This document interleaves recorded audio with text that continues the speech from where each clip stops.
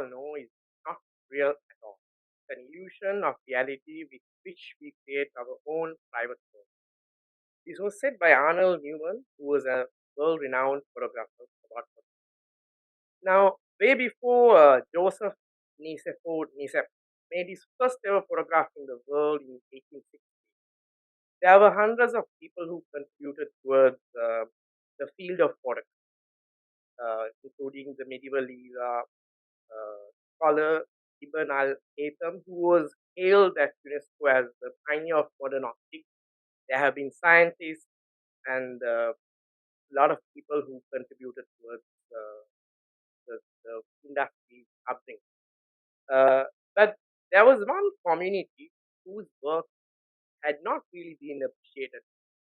The research community who has smashed the patterns, searched the world around to bring about a new philosophy about product. So today we are going to talk about a book, a well-researched book done by a Sri Lankan uh, in terms of the development of an era of product. So before I introduce her properly, I'm going to read out a small bio. This is a very boring section which we have to do. The giving a very generic information out. But here goes. She was born in Sri Lanka, but has lived in the UK, US, and Malaysia. She read law at Cambridge University and practiced as a lawyer before entering the cultural sphere in 1998. She has been a collector of cultural objects for all her life, and she says has gradually exercised the discipline to make space for people she loves or the objects they collect.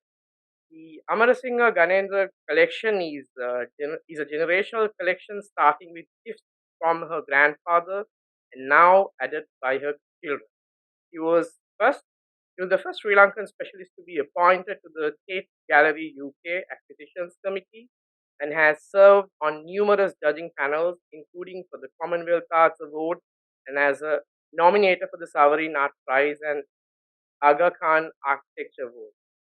So, welcome, Shalini, with the book, as you can see, Veins of Influence. Welcome to the Voice Asian in its literary speaking. Thank you very much, Danuka. Shalini, so I know I read some details about you, but I always believe there's much more to people who write, and especially people who bring words to life. Could you please describe, on your own words, how would you like to be identified? Sorry, how would I like to be? Identified as, I mean, who you are as a person. I would say that I'm an individual who's absolutely devoted to bringing beauty to life and bringing understanding through cultural objects and cultural bridges. That is an interdisciplinary exercise and, of course, speaks also to my educational background and my personal nomadic sort of lifestyle. So I must say now I'm pretty much stationed back and forth between two places. But there's a longing always for Sri Lanka, and that's why I focused on Sri Lanka throughout my cultural career. All right. So when you say a nomad, in terms of digital nomad, like the newer generations? No, not there yet. But that's the next project. It's in so far as my lifestyle. I've lived in a number of places, including working in a number of places, and of course, the cultural exercise has taken me to many more places. And I found it as a wonderful entry and platform to understanding those spaces that I occupy, or at least opening the door, certainly not completely understanding, but opening the door to understanding. Certainly, as far as I can see, you are a person of many talents. So let's begin the questions. This is the attempt is to bring your, to introduce veins of influence, what it is, and more details about you. So my first question is, could you provide an overview of the book Veins of Influence and what inspired you to delve into this topic? of early photographs of colonial Sri Lanka. It's a very niche and a very interesting but different area. Thank you, Danuka. It's fair to say that this book has been a lifetime in the making based on a lifetime of seeing. So photography has very much been a part of my life personally through personal collections of family as well as collecting art photographs. But I think photography occupies our spaces now more than ever with social media. So viscerally, photography is a medium that we identify with, and therefore it's very powerful. What got me thinking about this was looking, or the idea behind the impact of a photograph, apart from the academic writings, is just that very familiar, immediate impact a photograph has of, say, a family photograph when you look at it. So I started thinking about, well, what are the personal influences that go into the creation and the presentation and the collecting and the appreciation of those early photographs when the photograph was new? Now, you have mentioned correctly in your introduction that the idea of a photograph has been ongoing for long before its discovery in the 1830s with the daguerreotype. And it is this idea of the photograph and its impact that prompted me to research and develop veins of influence. Sri Lanka was perfect because the world at large really doesn't have as much early photographic knowledge of Sri Lanka as, say, the jewel in the crown, India. So we're all probably familiar with the photos of the Maharajas and the days of the Raj, at least have had glimpses into it. But Sri Lanka less so. And what had been done up to this point, very importantly, was classifying early colonial photographs of Sri Lanka and looking at photographers and how they approached it and how the wider colonial context was insofar as using these photographs. I wanted to move away from that and look at humanizing the photograph. And so the real impetus and the dynamic behind this book is the collecting of those photographs. I look at specific collections, which I was very fortunate to be able to find in the Royal Collection, in the Oxford and Cambridge universities, in the Royal Asiatic Collection, in Royal Kew, in the Rothschild's collections, that are collected by individuals who visited Sri Lanka and either photographed it themselves because they were able to, or collected and gathered photographs that were commercially available. So what was the collecting dynamic? How might they have shared those photographs? Is it different from that colonial construct that we look at normally?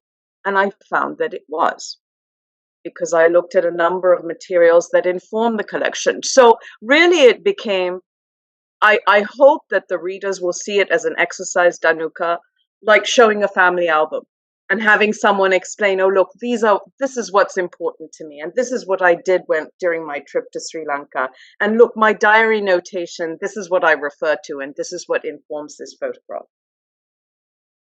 Right. Shall I personally believe that whether it's fiction or a non-fiction, when an author picks a name for the book, there is one very specific. There's always a reason that is either very personal or there is a direction. So why did you select this particular name, Veins of Influence? What was the reason behind it? Veins of influence, actually, veins of influence is the actual analytical construct that I use. And the reason I selected that name is because it's very much of a living concept. And not only is it organic in terms of just you think of the body and the blood veins, but you also think of the connections and the spreading. of those connections. And that's how the veins of influence came into my mind. And in fact, in the early development of this idea, before I had even thought of a book, I spoke to a leading academic and I discussed the idea, and she said, go with it. This is fantastic. This has not been done before. So just fuel it and get the information. And of course, I didn't want to make it just an academic book. It's a scholarly book, but it's very accessible in terms of the read. And I'm sure you've read it, Dhanuka. So every single word. But you will find that it's a really easy read. That's what I hope. I mean, to be honest, it's also very thought provoking because this is not an area I was never, how would I say, a specialist on. But then made me read more on the history of photography and to realize there's much more to this whole industry. It was an amazing journey. And it brings Sri Lanka to the forefront. It is about bringing Sri Lanka into the global discourse of photography and saying, look, there are these collectors and collections, both local and global. I should add, by the way, Julia Margaret Cameron is included. There are important Sri Lankan photographic collections, which are linked through the writings that I found in the UK archives. So, it's important. Sri Lanka takes a place even more in the global constructs, which is important. And we want there to be discussion on Sri Lanka. I'm sure this is going to happen in time. So I'm going to move to the next question. So you seem to have a very fond memory of your childhood. You mentioned it, I think, in your intro itself, with your childhood photography. So how did your family contribute or influence in this work? And I think you'll also see that I dedicate the work to my mother. Yes. Who passed on in 2018. Really, it's a very personal impetus because the image has been so influential in my own life as an individual who has been displaced from an early age. The photograph always brought me back to places that I felt rooted in. And so understanding those emotions and those connections to a photograph is what also fueled my interest, my early interest. Early in my career, I never thought that I would publish a book and that I would formally go down this route. But it was a passion that I was able to realize through that personal affection and connection to the photograph. All right. So I think you talk very fondly about a photograph that was taken in Literarily with your grandmother at the very beginning. Was it like your introduction to your first thought on this? Well, I wonder, in my mind, that memory is so clear, Dhanuka. And, and I know that there are things that are very real in that memory. And then I just wonder if they're not things that are created from looking at that photograph. So but it's an incredibly fun photograph because it's with my grandmother, who was an amazing woman. And it was a family trip, and it was a warm and wonderful sunny day. And all those emotional connections and visual ethoses just come together to create a brilliant feeling. And so, it's the start of a fondness for and a connection to a motherland that I've carried throughout my life.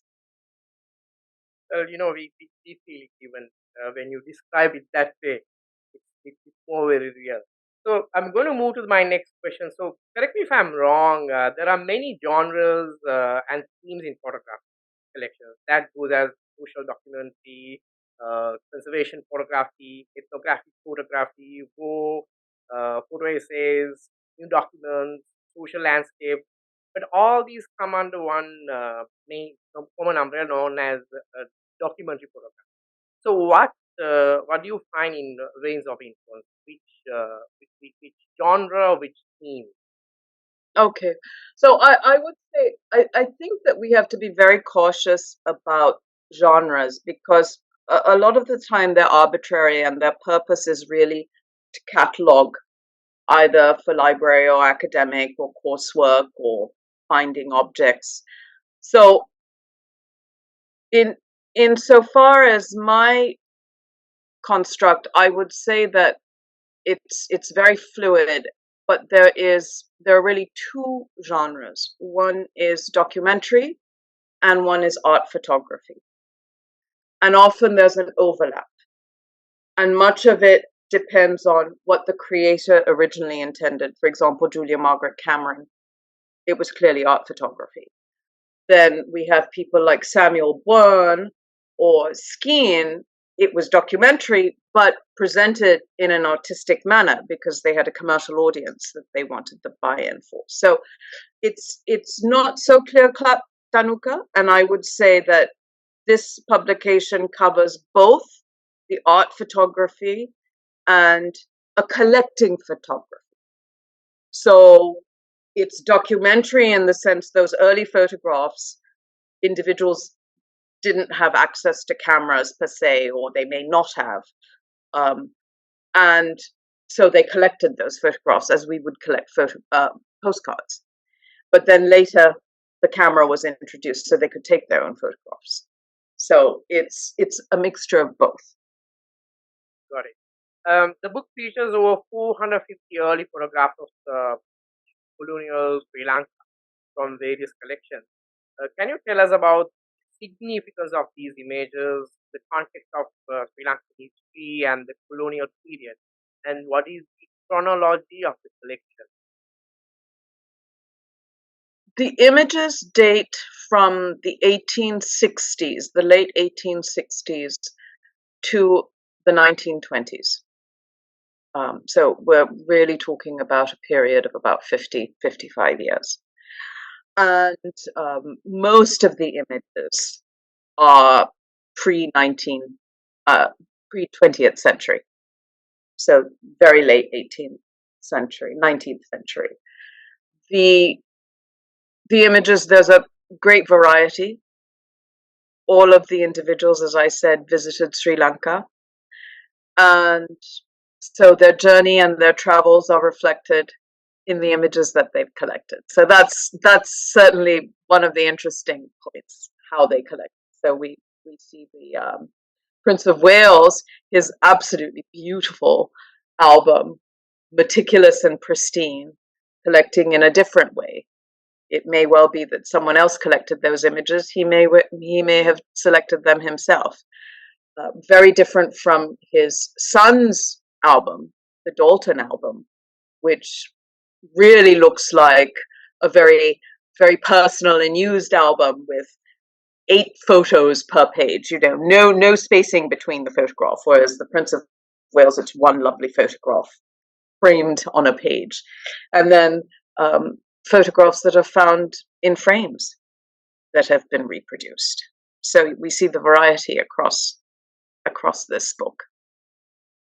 Right? I'm curious about one thing. I mean, now you captured almost 50 years of history until 1920s.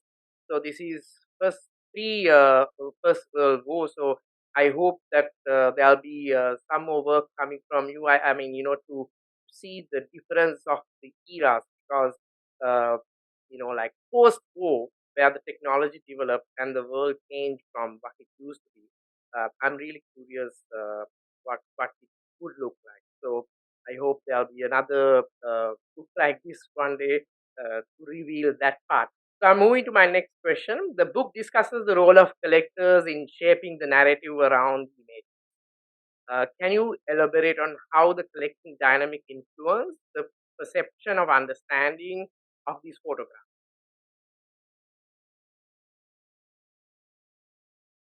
The interesting aspect of the book is actually the collecting dynamic in many ways, because that's the novelty of the approach. And that's what makes these images personal. Because as I said, you can imagine sitting with the collector and having the collector explain his or her, or the creator, in the case of Julia Margaret Cameron, explaining his or her impetus in choosing or creating these images.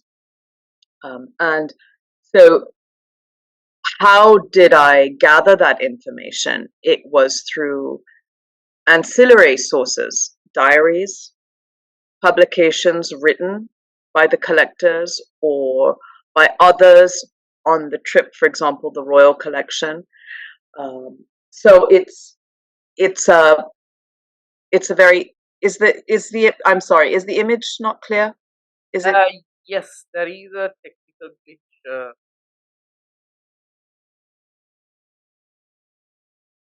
right again? Okay, there we Yeah, go. backwards. Sorry about that. Okay, just to start again, the collecting dynamic was very, very critical, and it was informed by extraneous materials that, again, a vein of influence informed the photograph. So diaries, publications, news articles, notations in the images themselves, and sometimes it was, for example, in the German collection, publications by visitors to the German household that informed the collecting dynamic because they traveled through Sri Lanka together. So it was a wonderful treasure hunt. And some of the connections were serendipitous. So why the Sri Lankan collection was that in some of the royal collection materials, there was reference to certain Sri Lankans, and I happened to have access to those photographs from those families. So it was fantastic because yes, I started in my mind with those Sri Lankan images, but it really did connect back to this early photographic period. Well, that's wonderful. Shalini, now, if I'm not mistaken, a more major portion of the collections are from non-Sri Lankan sources. Correct. So on a thought-provoking question, I mean, I was just thinking, had these collectors been Sri Lankan, not visitors, do you think they would have portrayed a vast different the British Ceylon, and maybe our histories would have been written in a different manner because the photograph, the visuals talk about the world that we lived in and how each person can see it, perceive it completely different. How a British person who has the time of leisure to come and see a Keeplacker, and how a Sri Lankan would see the same community will be completely different. What do you have to say about I think your question really is very much about how we see the world that we occupy and what's important in it to us and what we wish to preserve. So, as an example from the publication, you'll see that the early photographs from the Sri Lankan collections, are all portraits. It's all about legacy and the way that we would paint a portrait of ourselves or someone whom we hold dear. It's very much about legacy. So that was the construct, and in that sense, that was personal to those Sri Lankans who had those photographs. Of course, when we're visitors to a new place, we're going to collect differently. Now, Sri Lankans, if they were given a camera, what would they photograph? Would they photograph themselves?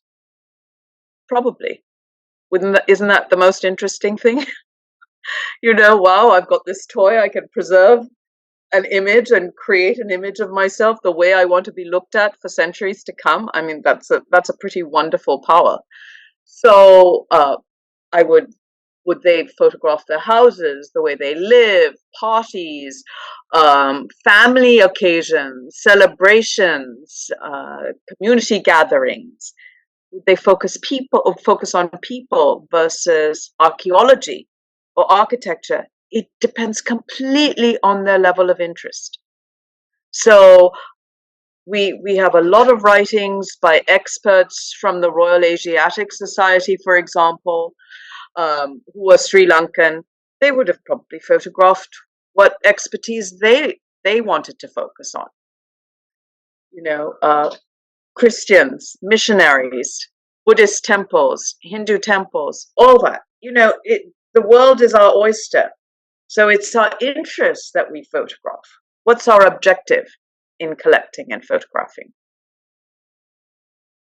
I hear you. The question I asked, the reason was that people often use history for modern narrative, like create conflicts or to interpret history in a way that is very useful for them. So, but your point is very valid, and that's what it is. So, my next question is: in your book, you mentioned the collections of influencers. Could you share some insights into who these influencers were and how their collections reflect the cultural and historical context of Sri Lanka during that period? I think I just and I'll let me touch on a comment you made, which was very interesting. That history is history is a controlled narrative. The telling of history can often be a controlled narrative, and I think that the way we look at these images, it's always the case, and that's why it's very much it's critical to have different views. So we should be open to discussion and open to different views and disagreements. And ultimately, the truth is pretty, it's all a matter of how much data you have for the argument that you are putting forward. So, and that changes over time as well. So if we appreciate that and we look at photographs also as being a part of that data gathering and that dynamic, then nothing is definitive. And looking at a collecting dynamic, again, this is a circumstantial narrative, but it's supported by, as I mentioned before, the diaries and the letters, and the books and the publications and so on and so forth, the newsprint. The individuals that I cover, just to name a few, because there are a number of them, are Rothschilds, Nathan Charles Rothschilds, who was a photographer himself and well known for being really the father of natural conservation in Britain. We have, of course, the royals and their royal visits, ranging from the Prince of Wales in the 1870s, his sons, Victor Alexander and George, and then George as an adult coming to Sri Lanka as before he became king, and Queen Mary's personal album. We have the Sri Lankan families, and I'm not going to mention their names so that you actually promote the book and get everyone looking at it. And we have Julia Margaret Cameron, who spent the last 4 years of her life. Her husband was absolutely besotted with Sri Lanka since he was an author of the Colbert Cameron Report, and he invested in tracts of land. She came to Sri Lanka and she continued her photographic practice. And the images that she took of Sri Lanka, I argue, need to be understood in a different way. And again, there we have a very distinct difference from what has been written about those images previously. So, you see the history dynamic changing and a narrative or being added onto, the considerations being added on. That's an interesting point. because, like you said, the data that you can collect and how much you bring into the picture to justify your narrative is important, and it keeps evolving. So, how do you think your book contributes to the global discourse of photography and visual application? What unique perspective does it bring to the The veins of influence concept is a new concept. It is it is a practice, however, that is best practice when we put interdisciplinary research together, which is looking at other sources, and certainly in terms of curatorial practice, it is best practice. The approach of looking at early colonial photographs in a collective discourse like this, bringing collections together and looking at the collector's impetus and influence, to my knowledge, has not been done. Certainly not with regard to Sri Lanka.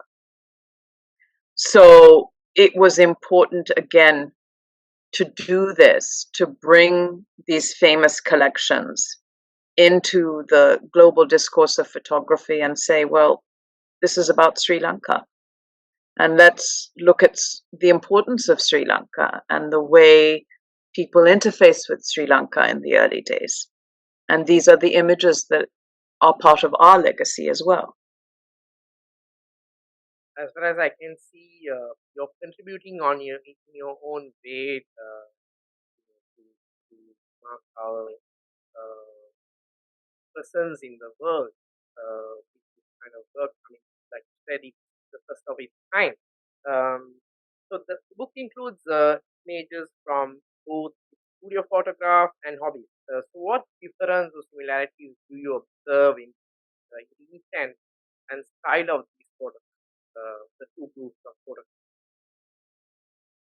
That's a really good question, and I think that you will see most notably in the collection of the Rothschilds collection compared to the, say, the royal collections, that, well, first of all, you find the photographer sometimes in the photograph because someone else has taken that, or the collector in the photograph.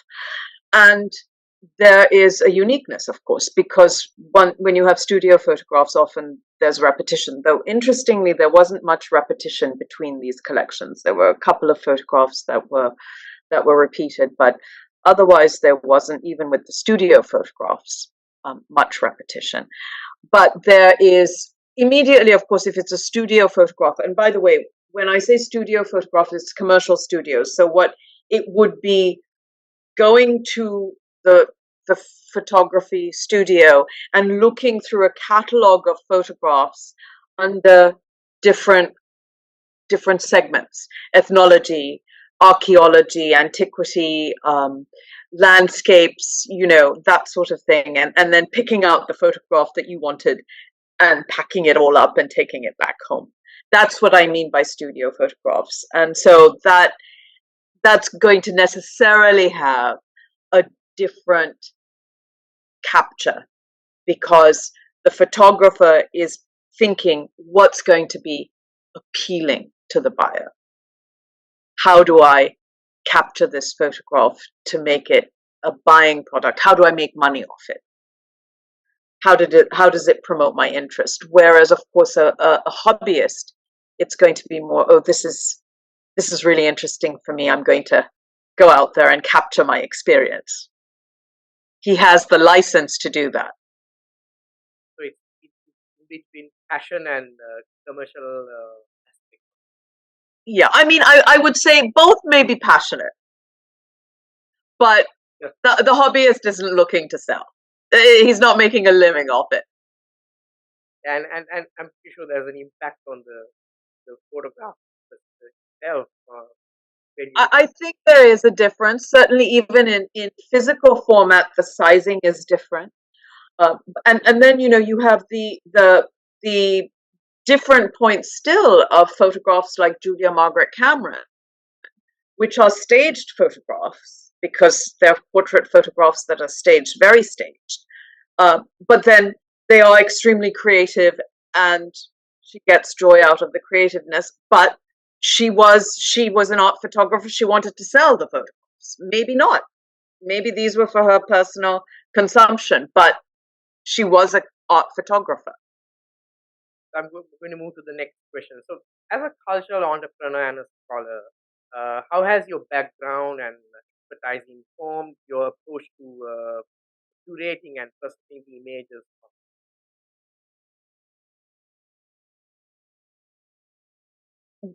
The understanding and appreciation of the importance of interdisciplinary constructs and influences has been very much a guiding force in my cultural practice and my scholarly practice.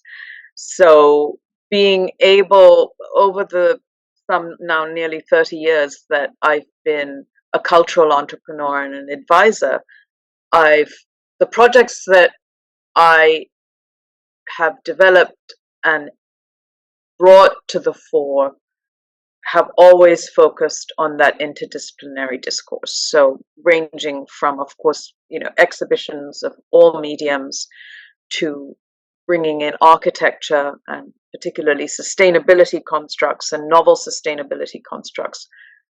They all help us to understand our world better and to understand and open the doors to others, other communities and other worlds. And we realize through that common dialogue and those bridges that it's really very interesting. And there's a lot worth knowing about other communities and a lot worth learning more about our own communities. So it's a lovely, lovely development of not knowing and then learning and realizing that we want to learn more. Your work has focused on creative practices from under-recognized regions.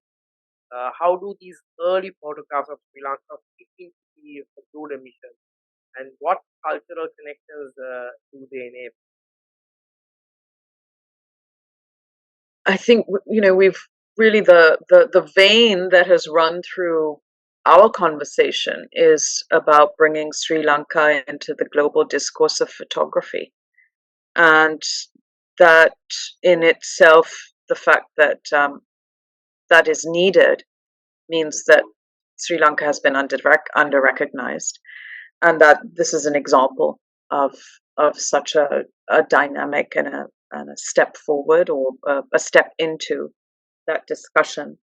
And I think that we can always develop more around it. So if we look at these early photographs and this is Sri Lanka during a certain time, we can also look at other cultural objects from Sri Lanka that tell us more about our communities or the interface between colonial influences and our communities, and develop from there. I mean, we can look at the modernist movements, we can look at contemporary movements. This publication itself becomes a vein of influence in a longer narrative and a discussion that with discoveries yet to be made. Okay. The book covers a wide range of collections, including those in the UK and local family collections. So can you share some of these challenges or discoveries you encountered while researching and accessing these collections? I think at the very beginning of the conversation you mentioned few, and if you have anything else to add here. Okay, so the biggest challenge was the pandemic, because these images are not digitized. So I had to actually go into the archives, which was a wonderful experience in itself, but incredibly cumbersome during the pandemic time. So just to give you an example, and really the curators and the archivists whom I worked with welcomed me, and they were so professional and so wonderful. But going to the Royal Collection, for example, there were permissions, there were masks, there were, one person per room, and so those restrictions, I would say, were the most challenging. It just seems like a dream now, Danuka. It's done. It wasn't that bad, but at the time, it just I think that it also made me more mindful because it slowed me down, and that made me reflect and think and appreciate, because of the effort that had to go into these visits, making the most of those visits.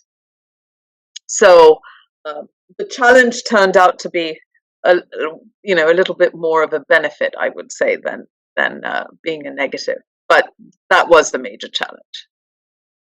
And I personally believe the creative work done during this time of COVID has been exceptional. I mean, including ways of influence, because people really had time to You're right. You're right. life the world in a very different manner. So I'm pretty sure this is one of those magical work, because people really put their effort 100%, and overcoming these challenges was not easy at all. I mean, it was a different world altogether. So I'm moving to my next questions. We have three more, and so next one is you have been involved in various cultural and art related initiatives, including Gallery Week in Kuala Lumpur.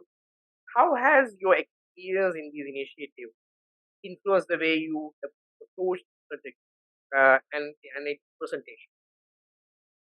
Um, yeah, that really touches on something we've discussed before, which is the interdisciplinary, and really it's shaped.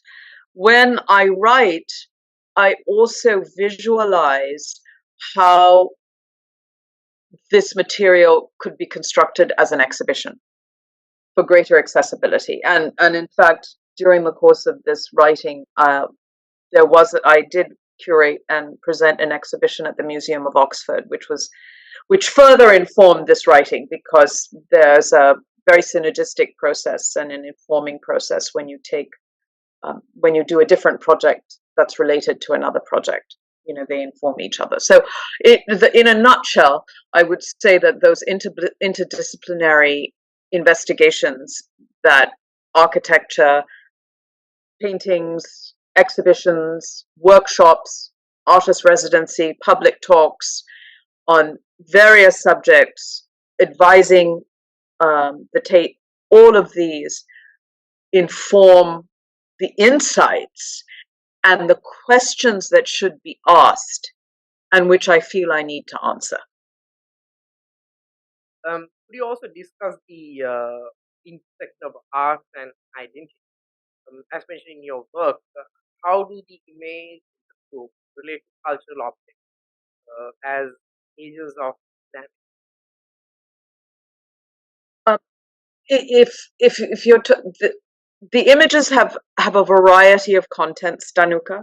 So if by cultural objects you include landscapes, archaeology, there's a lot of antiquity, because H.C. Bell's collection is included. That was a real find. It's his early photographs of all the archaeological sites, and Bell, of course, is very well. He was the first archaeological commissioner. It was called the Archaeological Survey at the time. So those are cultural objects. In terms of objects as what you have behind you, there are none that come to memory. Interestingly, the exception to that is Julia Margaret Cameron's Portraits of the Ceylon Women, where I analyzed the jewelry that the women wear as points of identification for maybe their ethnicity or their background, or the value of that jewelry in terms of their economic status. Right.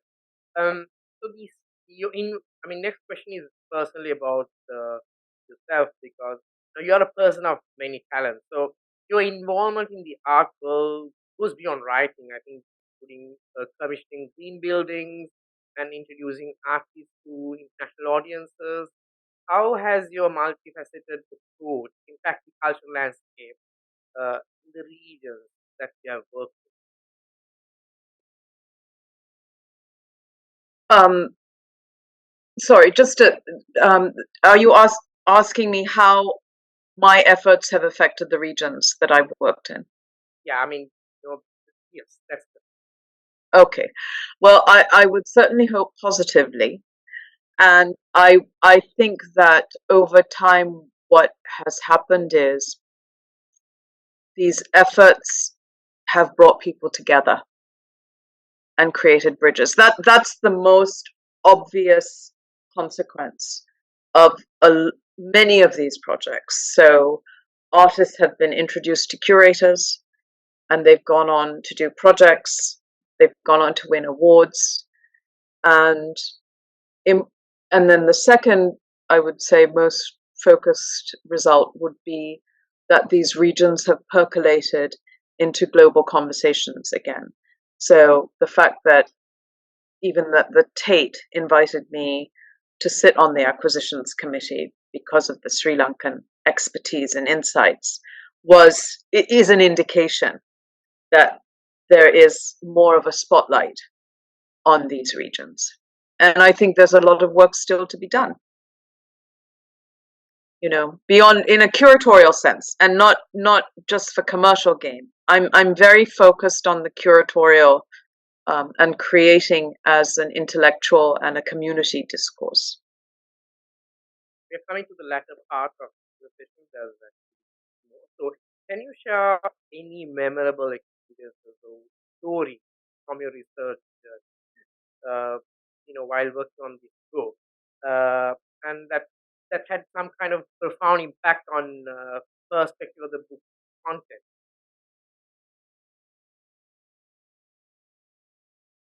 Finding the connections and the veins of influence, really finding that it was such an incredibly suitable concept because these pictures came to life. One found that there were relationships. When you read it, you'll see there are relationships between one collector and another collector that's tied together through the writing. And then the images take on a different construct. So we see why the Sri Lankan images may be images of legacy because of the significance of these people in terms of a colonial appreciation for them, and that those were serendipitous moments as well as informing and confirming moments. There were lovely moments such as visiting the Rothschilds collections and looking at one album and then finding those images, well, not so exciting, and then the archivist calling me up 2 weeks later to say, we found another album and it has the most amazing photographs. You know, Nathan took more photographs, and that was just really exciting to look at those images. Interestingly, he didn't write about Sri Lanka, but that's an ongoing project. I'm going to see what we can find around the subject and how did he collect those images. So those are two more those are two more obvious consequences and constructs. And in what ways do you hope the book will inspire the readers? I mean, whether they are specialists or collectors, general audience, to engage with this history and visual culture of colonial Sri Lanka. I think that Danuka, empire is such a hot topic right now, and what I hope is that this book will bring a humanizing approach, a kinder approach to the image through its collection, and bring that into consideration that ultimately we are always dealing with people, and we may not like them or we may like them, but that humanity is what I'm hoping to emphasize through this publication, to get us thinking when we look at anything or we consider any argument that there are other influences operating on us and on the people we're talking about that we should consider in the writing and narration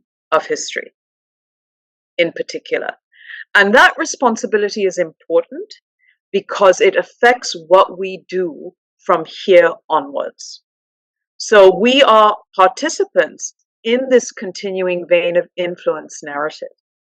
And I would like the reader to appreciate his or her importance in that positioning. That we really have a responsibility when we engage with any cultural object to learn more about it. That's true. I mean, it's time that colonial legacy, statues, all these have become hot topics and debates all around the world. And so I'm sure these things like many areas that people can start to do sort of things. So I would like to ask, as the last part of our conversation, what's the future of Plains of Influence? What is, what are you doing? Are you hoping to take it towards another level? And as an expert on these subjects, what's your kind of advice for the Sri Lankan and photographers or people who are in the research community? What do you like? What is the message? First, I would like to know what's the Plains of what are your plans? I have a number of projects that I'm currently working on. I'm a visiting fellow at Cambridge, and I am looking at more collections that that apply the veins of influence narrative as well as slightly more legal constructs now. And so the journey continues, and what one finds, Tanuka, is that one opens the door to a research topic, it leads to other research topics, and then it's a matter of, oh my gosh, let's rein this in and focus on what we need to accomplish in the immediate future. So I do have a few projects percolating.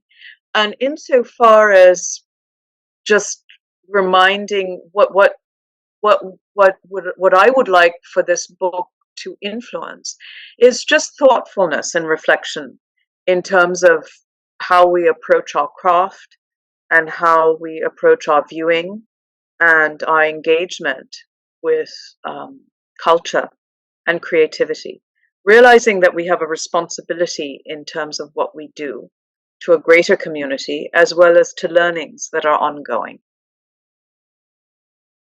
And with your publisher, are you hoping to bring it to new? Yes, well, I must say Neptune has been a pleasure to work with, and they've produced a wonderful book. So that it's a book that deserves to be on the global publishing stage, and they are bringing out an ebook. So that should be available certainly by end of November, early December, and that is a step towards a sustainability move. The book, the first edition, there's only going to be one edition at this stage. It's a total of 1,000 hard copy, which will of course be a very limited edition, and then 2,000 books. So we'll have an e-version of Veins of Influence in November. Yes. Greener. It's greener, but not as fun to hold. We will keep reminding our viewers and readers in November to look for the e-version of Veins of Influence. And today we spoke with Sri Lankan and exceptional personality, photography and research and art world. Shalini, it was a pleasure talking with you, and I learned a lot that I had no idea 4 decades of my life about photography and how to see the world through it in a very different manner. So, and you asked a lot of very smart questions. Smart questions. Thank you. And your book was a wonderful experience. To look at photography and the world in a different manner. So I wish you good luck and for your future work, and I hope you'll continue bringing a spotlight to Sri Lanka and producing you know like things like this for the global public and the voice Asian and Asian review readers. Uh, thank you very much. Thank you very much, Danuka, and thank you, the Asian Review. Thank you. Thanks.